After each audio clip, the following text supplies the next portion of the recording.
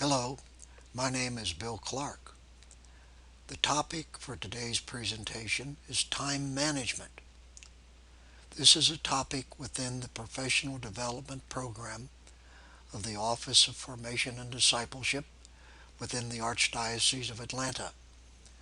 The materials in the presentation were compiled from proprietary and public sources for use by parish leaders, catechists, and parishioners within the Archdiocese of Atlanta. The topic is time management. Why is time management important? Just about everyone faces the daily dilemma of not having enough time to do everything that needs to be done. This leads to stress, anxiety, unmet obligations, and a general feeling of frustration.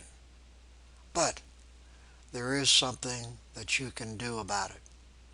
You can listen and learn the best kept secret in the world for managing time.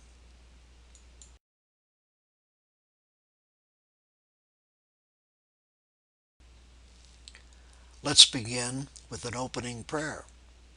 The prayer is called the Jellybean prayer, and you'll see the Jellybean jar later on in the presentation.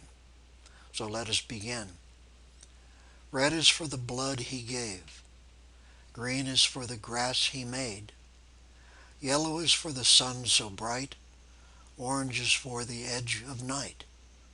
Black is for the sins that were made. White is for the grace he gave. Purple is for the hour of sorrow. Pink is for the new tomorrow. Give a jar full of jelly beans, colorful and sweet. Tell them it's a prayer that reminds us every day that God is our own special treat. Amen. Why time management? If we could manage time more effectively, we would get more things done in less time, with much less stress. Is there a secret to managing time? Yes, Virginia, there is a Santa Claus when it comes to time management, and you're about to learn the secret. Let's start with a definition of time management. In other words, what do we mean by this whole thing of being able to manage time? Time management is the process of planning and exercising conscious control, with an emphasis on the word conscious, over the amount of time that we spend on specific activities, with the intent or goal to increase effectiveness, which relates to the speed with which we can do things, boost efficiency, which would deal with the cost for doing things, and productivity, which means our output, our ability to get things done. Do you ever feel like the person in this slide? She says to her boss or coworker, "My calendar is way overbooked, and I'm 3 months behind in my work. I don't have time to attend a time management seminar." I think we all experience that feeling at one time or another, that we get so busy doing what we're doing that we don't take the time to organize and see how we might be able to do it better or more effectively. There is a relationship between our ability to manage time and stress. When you don't manage your time effectively, you will fall behind in your work. When you fall behind in your work, you experience stress. Stress will continue to build up and add pressure every day until you find a way to get on top of your time management capability. Let's try to understand a little bit more about stress. Stress occurs when you have more things to do than you have time to do them. You feel stress because you really want to get things done. It's just that there is not enough time available to do everything that you would like to. When you don't get everything done, you sweat, you worry, and stress builds up. Ultimately, stress can lead to other issues and symptoms. Let's take a look at the typical parish work environment. Parishes operate with relatively small, or in some instances no, departmental staffs. The pastor must rely upon volunteers to fill in the gaps in an attempt to get everything done. There's usually more things to do than there's time available or people available to get it all done. The activity is dynamic. Things change hour to hour, day to day, week to week. It's always something that has to be done. There are many last-minute requirements. Parishioners want this. A ministry head needs this. Someone from the archdiocese makes a request. It's all very dynamic. Your parishioners have very little understanding, appreciation, or empathy for your challenges and realities. They simply expect that you will somehow get it all done, somehow, some way.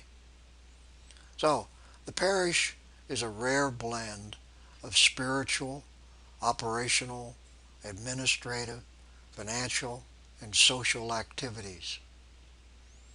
You are, in the parish, a true service organization. You serve the parishioners and ministries in the parish. Parish work environment can certainly add to the stress level that you experience. We all experience symptoms of time stress. Let's take a look at some of these more familiar ones. First, important tasks are not getting done. In other words, due to the stress that you experience, stress builds up and you become less effective in managing your time. As a result, less work gets done. Next, you're irritable. Your fellow workers are the first to notice this. You're not a very happy person to be around. Third, you experience fatigue. You tire more easily. That's the impact of stress. You've got too much on your mind and it causes a physical reaction and you get tired more easily. Next, you lose concentration and focus. You have a heightened anxiety. You forget things easily. You can't remember where you put something or what you were going somewhere to get. Do you stand there, you look around and say to yourself, what did I want? Why did I come here? What do I need? Very embarrassing. Next, you take work home. You go to bed with it. You wake up with it. It's on your mind constantly. You just can't get away from it. And this is a function result of stress. Some of your physical symptoms. You might experience heartburn or headaches or nervous tics, anxiety attacks. I used to work with a individual one time who would go like this, repeatedly. It was just a nervous tic that he developed. It was triggered by stress. Next, you have perhaps a withdrawal or depression. You want to be left alone. You become grouchy. You just don't want to be around people, a function of stress. Your productivity suffers. Like the old adage, the harder you work, the behinder you get. Stress takes over and you become less effective. Productivity suffers. There are two important realities about time management I'd like to stress. These are really important issues, so sit up, listen, and take notes. The first reality is this: your total personal and office workload will always exceed your available time. I want to repeat that. Your total personal and office workload will always exceed your available time. You will never get everything done. You will never get everything done. You will never get caught up. You'll never get caught up. Get over it. Accept it. Move on.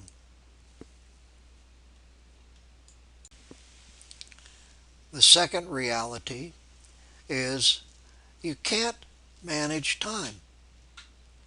Time is what it is. There are 24 hours in a day, 60 minutes in an hour, 60 seconds in a minute.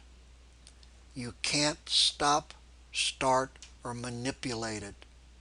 All you can do is manage how you use time. I repeat, all you can do is manage how you use time. The two time management realities bring us to a significant and really important time management conclusion. And it's this: you must learn how to get those things done that must be done, that must be done in the available time. The implication here is that you're not going to get everything done, so you've got to work on those things that must be done in the time that you have available. This implies very directly that you're going to have to establish priorities for the type of things that you are doing. There is, in fact, a time management solution. The solution, quite simply and directly, is get organized. You need to apply the best kept secret in the world.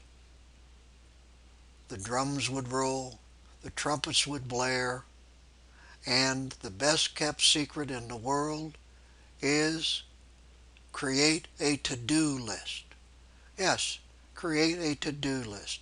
Something as obviously simple as that is, in fact, the best kept secret in the world when it comes to time management. You might say, that's much too simple. Much too simple. But that's why it's the best kept secret in the world. The secret is not the to-do list per se. That's really easy. It is what you do to create the to-do list that helps you organize and manage your time. Okay, you might say, I got the idea, the importance of creating a to-do list, but where do I start? Well, there's a three-step process. Step one is to sit down, make a list of everything that you have to do. Don't worry about how long it is. Just put it all down on paper. Make short notes next to it so you can remind yourself later on what the item is all about. This you would call your master to-do list. Now what I do when I prepare this list, I take a look at all of the things on my desk, the files, the papers, the notes, the phone calls, etc. And I just record each one. And I do the same thing for all of the personal things that I have to do at home or away from the office. All of this is important to capture on your master list because it all affects the amount of time that you have to work with. So you want to capture everything. So the first step is to sit down and make a list of everything that you have to do. The second step in the process is to sort the list into three piles or categories. You're going to create an A list, things that must be done as soon as possible. These are really the most important things on your desk. A B list, things that have to be done but not immediately. They're the things which are done after you work on the A list. And finally, the C list, things that you would like to do if and when you have time to do them. Now, this process is extremely important because you're making judgments here about what's important or the degree of importance. And it's this process in making these decisions which allow you to bring up to the surface or to identify the things which are really the most important things that you have to do. This is critical in terms of managing your activities and your time. There is an interesting therapeutic value in preparing your to-do list and categorizing it into A, B, and C. You stop worrying about it, it being all of the things that you have to do. You are reconciled by the fact that you've recorded it on your master list. You're not going to forget about it. It's going to be there, and you can take it, put it out of your mind so you don't have to worry about it. The significance of this is that much of the stress that we experience is our mind trying to rationalize all the things that we have to do and recognizing that we just don't have enough time to do them all. So by putting it down on the list, you're never going to lose track of it. Now, you may never do it, okay? But it's on your list and you won't lose track of it.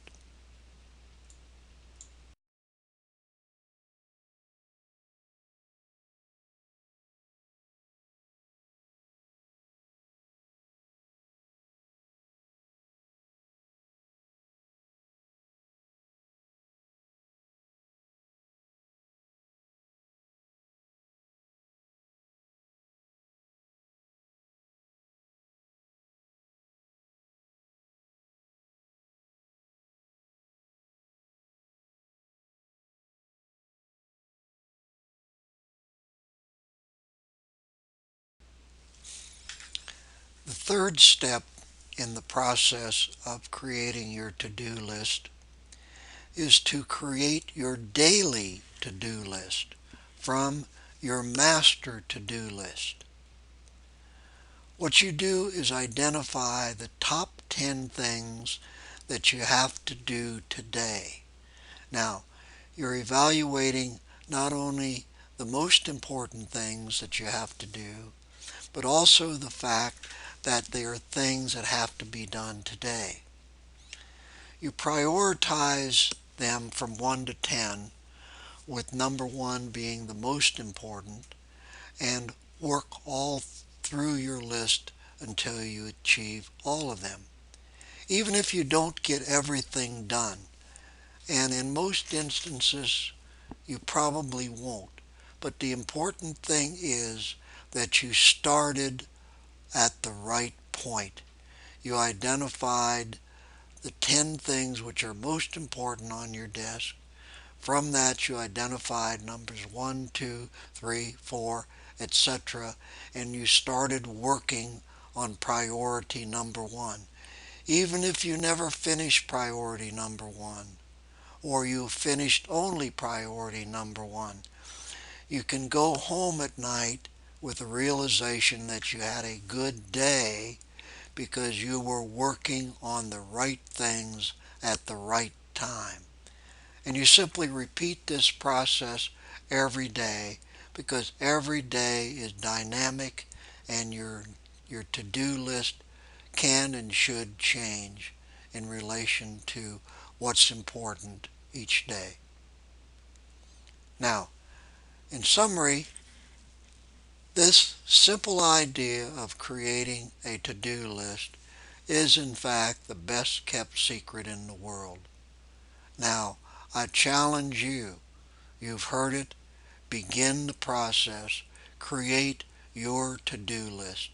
Start with the master to-do list and then create your daily to-do list.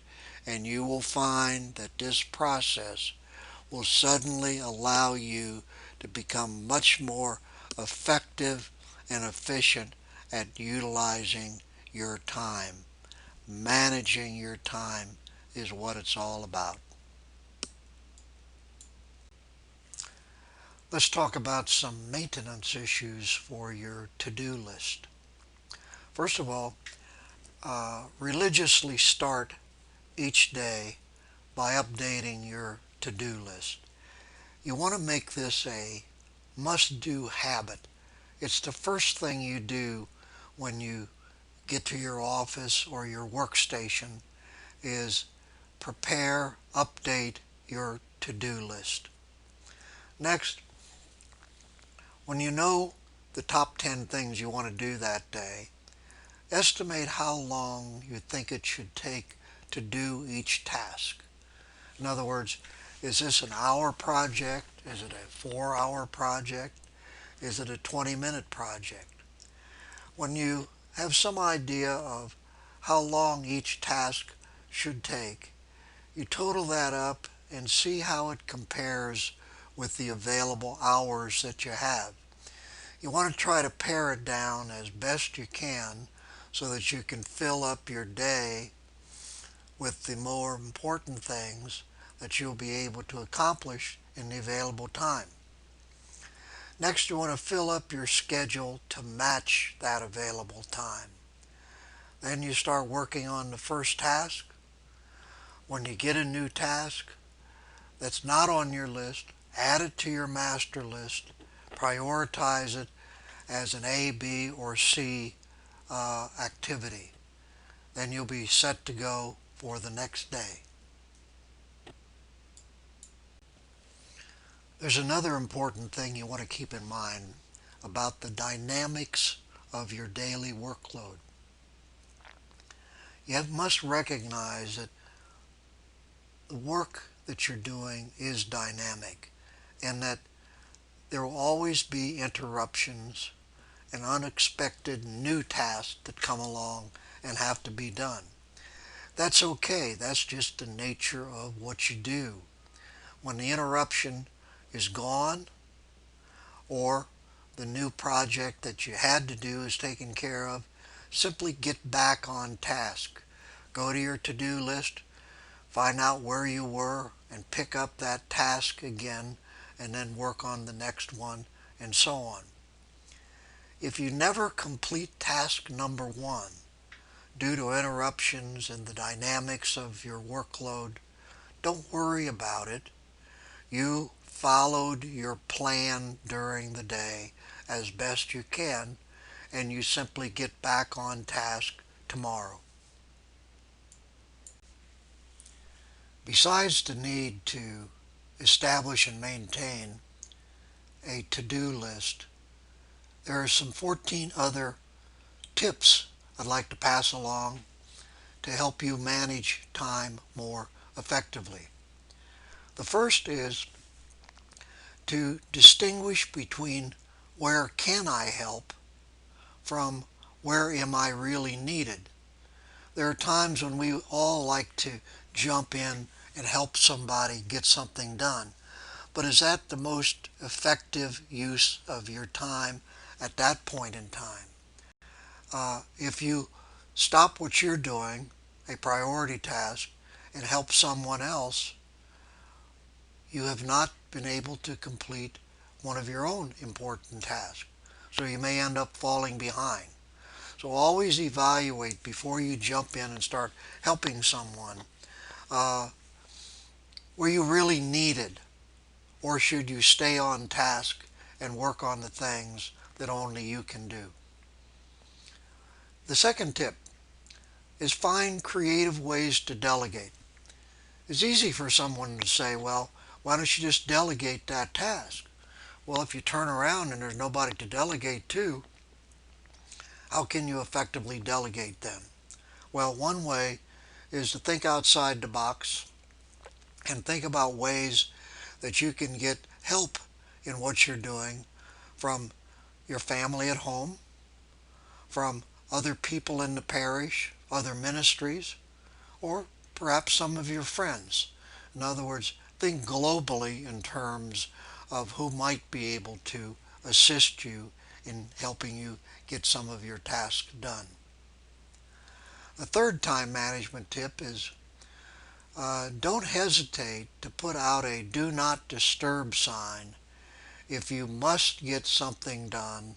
You're on a critical path time limit and it's got to be done, and you can't afford to be interrupted or disturbed during the day. So put out the sign. It lets people know that you're engaged and you cannot be disturbed for a period of time. Number 4, don't waste time looking for things. Organize your desk in your office so you really have some idea where everything is. Those people who have a really crowded, awful looking, disorganized, disheveled office claim that they know where everything is. Well, not really. They just think they know where certain things are in their piles. Get rid of the clutter. Clean up your desk so that you know where everything is. Number 5, don't procrastinate, especially when you go to work in the morning and get started. After you do your to-do list, if it's your habit to go have a cup of coffee, talk to some people, wander around the office, etc., you're procrastinating. What you want to do is get your to-do list done right away, then dig into the first task. Get started. Don't procrastinate. Number 6, try to break a big task that we may have been avoiding into a series of smaller tasks. Make it bite-sized so that you can take a little bit at a time. For instance, if you're working on an annual budget, the preparation of a big budget like that would take a lot of time. Well, think in terms of doing only 1 month at a time. And then once you complete that month, then go on to something else. Number 7, use technology and time management tools. We have the capability on our desktop with our computers and other tools to help us manage our time more effectively, whether it's with a smartphone calendar or a manual day timer or Outlook on our computer. These are tools that help us keep track of things.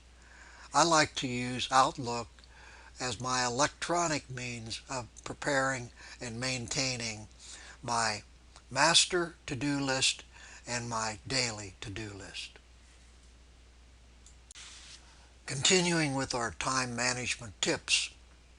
Number 8, don't waste time waiting. Always take something to do. For instance, if you have a doctor's appointment and the doctor is late, instead of sitting there reading magazines, take some files or your computer or laptop or what have you, or your smartphone with you so that you can work on things while you are waiting. In other words, make productive use of your waiting time.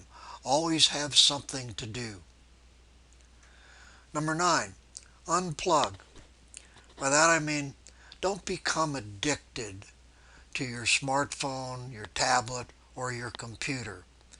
Some people have allowed their computer to sort of manage them instead of them using these devices as tools to become more productive. It's particularly true for people who are not able to unplug from their smartphone 24/7. They go home, the smartphone is there in their hand. It's right next to them at the dinner table. It's right next to their bedstand at night. In other words, they are constantly involved, addicted, as I would say, to that capability. It's okay to walk in the door at home, turn off your smartphone, turn off your computer, and relax. Enjoy your family. It'll do you good, and it'll be wonderful for your family also. Number 10, you don't have to read every email or every piece of mail that comes across your desk. You can distinguish very quickly between things that you want to or need to read and things which are junk or spam. Just learn how to delete or opt out of things which are not important to you. Number 11, don't let incoming email, text, or tweets interrupt your work pattern. In other words, when you start to work, work on task. Keep after what you're doing. Those other things are less important than what you're working on right now. You can eventually get to them, but don't allow these devices to interrupt you throughout the day, or you'll never get anything accomplished. Number 12, reward yourself when you complete a task. When you've been working on something for a period of time, you get a sense of relief that you've completed it. Well, get up, wander around, go have a cup of coffee, a soft drink, take a walk. Do something that will help you re-energize yourself before you get back on task working on the next important item. Number 13, do your tough task when you are most productive. For many people, their most productive time is early in the morning. Well, schedule your more important, difficult, tough task during those early morning hours when you're fresh, your mind is productive and creative, and you're able and ready to take on whatever needs to be done. Don't try to do some of these more important things towards the end of the day. And finally, number 14, avoid whenever you can meetings. Many meetings are counterproductive or totally unproductive. If you do have to have meetings, plan the meeting agenda. Make sure that every meeting has an agenda so that you can get through what you need to discuss and then get on with the other things that you have to do that day. And if you're in charge of scheduling and managing meetings, set time limits so that meetings just not drag on hour after hour after hour, involving lost time for lots of people. Okay, now you know a little bit about time management. You're a little bit better prepared to deal with some of the issues in managing your time. We'd like you to do a little exercise now. We want you to think in terms of what you did yesterday. Jot down 10 things, give or take, that you did yesterday. No order of importance. Just think about where you started in the morning. Think about the first task that you did.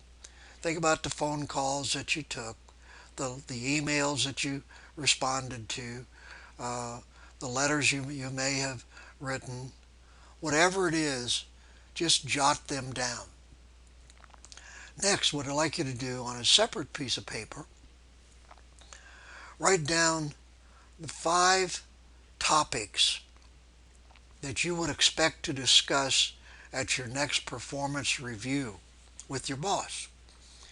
If you don't have a review process, just jot down what you think are the most important things that your job or role requires. When you've completed both of those two lists, mark on the first list those things that are directly linked to the second list. You got that? So you look at one list that has all the things that you did yesterday, and the other list that has the things that represent basically the core elements of your job responsibility. Then what we'd like to do is spend some time comparing the two lists and see which of the items on the first list have little or no consequence to your primary role's performance on the second list. The learning point here is that many times we get involved in doing things that are just busy work. They do not really relate to productivity in terms of what it is that we're being paid to do. Okay? We end up doing things, filling up our time, but they may not relate to what is most important in our job. If you have that situation going, you want to make every attempt to remove throughout the day those non-productive tasks so that you will be left with doing things that relate directly to what your primary role is all about. Now we have another exercise. Remember the Jellybean jar that we had in the opening part of the presentation that dealt with the Jellybean prayer? Well, here's the Jellybean jar again. Let me ask you this question. Is the jar full? Yes or no? Just look at it. Stuffed with jelly bean, some falling out. Is the jar full? Yes or no?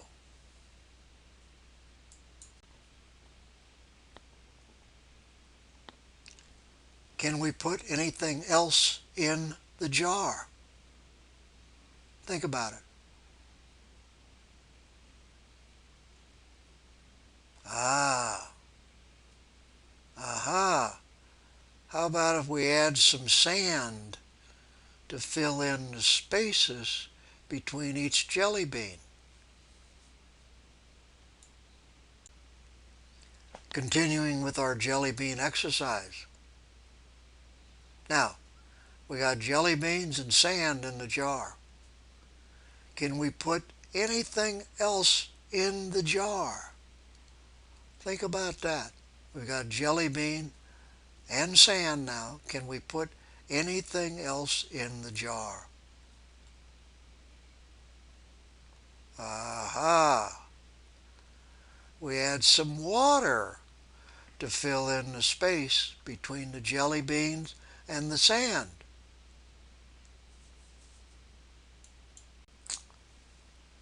What's the point of the jelly bean jar exercise? There are two possible options.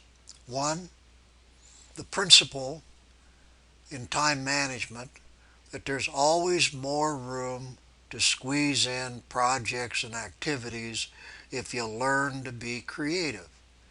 That would be option one. Or how about option two? Concentrate on the big things, the jelly beans, first before putting smaller things, sand and water, into the jar. That would be option two. So we got two options here. There's always more room to squeeze in more projects and activities if we're creative. Or number two is we should learn to concentrate on the big things. In this instance, the big things were the jelly beans. We concentrate on them first before putting smaller things like sand and water into the jar. Which do you think it is? The answer The answer is, yeah, it's both. Yes, both. You can get more things done by creative use of your time, that's for sure. And secondly, you should always focus on the bigger issues before addressing smaller issues. That's the important learning point. That brings us to the end of our presentation on time management. Let me summarize the learning points that we presented in this session. First, you can't manage time. You can only manage what you do with time. Next, the reality is that your workload will always be greater than your available time. You will never be caught up. Therefore, you gotta get over it. Life moves on. It is what it is. Apply the best kept secret in the world for time management by creating a to-do list, both a master list of all that you have to do and your daily list of those things that you need to work on each day. There are 3 steps in creating a to-do list. Number 1, write down everything you have to do on your master list. Number 2, sort the list into A, B, C categories or priorities. And number 3, prioritize your A list by establishing what your number 1 priorities are. Next, plan your time. Start each day by preparing your daily to-do list. Schedule your time based on what you need to do and how much time you have available. And lastly, remember the time management tips, all 14 of them, in order to be more effective and productive in managing your time. Thank you for your time and attention. If you have any questions or need assistance, please contact Bill Clark at the Office of Formation and Discipleship, Archdiocese of Atlanta. God bless and enjoy your learning experience.